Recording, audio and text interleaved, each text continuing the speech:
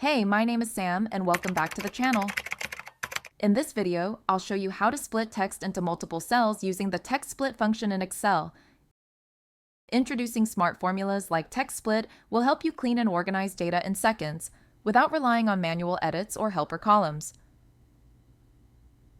TEXTSPLIT is a powerful tool in Excel that lets you break apart a single text string into separate cells, either horizontally or vertically, based on a custom delimiter. It's especially useful when dealing with lists, full names, or any field that combines multiple values into one cell. Let's walk through a basic example. Imagine you've got a list of full names in column A, and you want to separate each one into first and last names across columns B and C. In cell B2, we'll use TEXTSPLIT to do this. Type the following function. Excel automatically splits the name into two columns at the space. TEXTSPLIT uses two main arguments, the text to split and the delimiter that tells Excel where to break it. In our case, the delimiter is a space. You can also split text vertically, say if your data was separated by line breaks instead.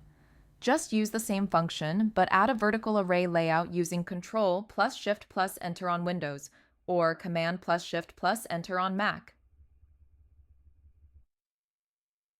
Now, let's look at a slightly more advanced example. Suppose you've got a column of data in the format product.category price all in one cell, and you want to separate each piece of data into its own column for analysis.